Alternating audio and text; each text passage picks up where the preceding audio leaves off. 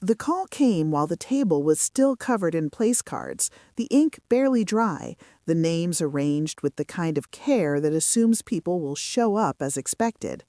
He answered on the second ring. He always did with family.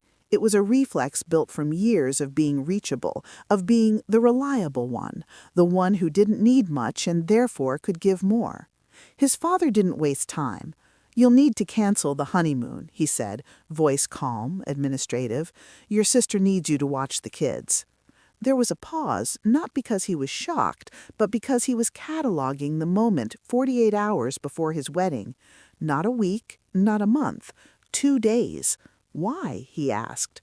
"She's getting her body done," his father said. "It's a big deal for her." The phrase landed with a dull familiarity. Big deal. As if the weight of it explained everything. As if this was obvious. He nodded. His fiancée, Gay, was across the room taping escort cards into neat rows. She didn't look up. She trusted him to handle family calls. He always had. "K," he said, because that was the sound his father expected. Agreement without friction. They talked logistics for another minute, drop-off times, snacks the kids liked, how long the recovery might be. No one mentioned the wedding again. The call ended cleanly, like a transaction. He stood there with the phone in his hand longer than necessary. Then he put it face down on the table and went back to arranging names. That night he didn't bring it up, not because he was hiding it, but because he needed to hear the decision in his own head before letting it exist out loud. He noticed how easy it would be to comply. Cancel flights, send an apologetic email to the resort, frame it as family duty. Everyone would nod. Everyone always did. In the quiet between tasks, a different thought surfaced. Not dramatic, not angry, just a simple fact. If he didn't go now, he never would. There would always be another big deal. The morning of the wedding arrived compressed, bright, unreal. People hugged him, told him how lucky he was, how good a son he was, how proud his parents must be. He accepted the words without comment. Pride had always been conditional, tied to usefulness. After the ceremony, after the photos, after the last toast, his father clapped him on the shoulder. "So you'll head over Sunday morning?" his father said, already looking past him. "Your sister's appointment is early." He didn't answer right away. He felt the boundary forming, not as defiance, but as shape, like a door closing quietly. "We're leaving for Hawaii," he said. His voice didn't rise, it didn't apologize. His father blinked once, then laughed lightly as if this were a joke that would correct itself. "Don't be ridiculous," he said. "Family comes first." He nodded again, but this time the nod wasn't agreement, it was acknowledgement. He didn't explain further, he didn't argue. He turned back to his new wife, who had been watching from across the room, already understanding more than he'd said. They left the next morning. At the airport, his phone buzzed with messages he didn't open. He watched the departure board instead. The gate agent scanned their passes. That small beep felt louder than it should have. On the plane, he finally read the texts. Questions, assumptions, a few sharp edges wrapped in concern. He didn't respond. Silence wasn't avoidance. It was the only honest thing he had. Hawaii greeted them with heat and light that made everything else feel far away. The day settled into a rhythm that didn't ask anything of him. Swim, eat, sleep, talk about nothing important and everything that had been postponed. On the third day, while sitting on the lanai with his coffee cooling untouched, he saw the notification, photos posted, tagged, his sister in a clinic robe, thumbs up. Another later that afternoon, post-procedure, bandaged, smiling, the caption full of hearts and gratitude. The timestamps did the work he never intended to do. His phone lit up.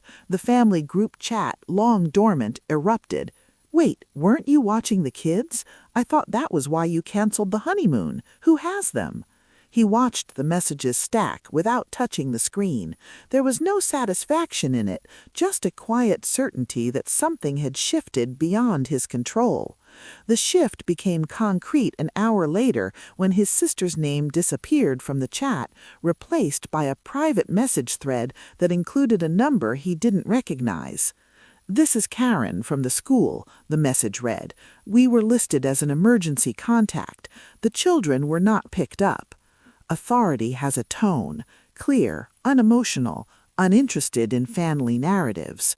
Karen called his father next, then his sister. Procedures unfolded.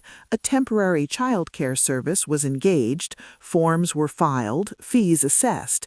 The situation was handled without him.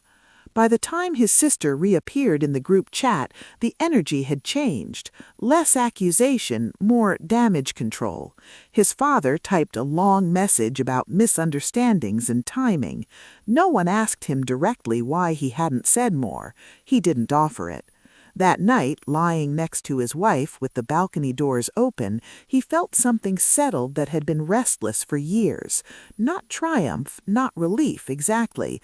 Dignity, maybe, the kind that doesn't announce itself. When they returned home, the air felt different. Conversations paused when he entered rooms.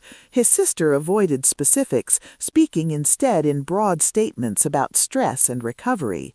His father was polite, distant, as if recalibrating. No one apologized. No one accused him again either. Weeks later, his father mentioned, almost casually, that they'd updated their emergency contact list. "You're busy now," his father said. He smiled, just slightly. Busy was another word for unavailable. He accepted it.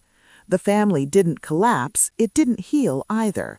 It adjusted around the boundary he'd placed without fanfare. Some expectations dissolved, others hardened elsewhere. On quiet evenings, he sometimes replayed the call in his head, the way he'd nodded, the way he'd said, "Okay." He understood now that those gestures had been survival once. They just weren't necessary anymore. The power hadn't loudly shifted. It hadn't needed to. It was there in the absence, in the procedures that moved on without him, in the fact that he could leave and the world would reorganize itself.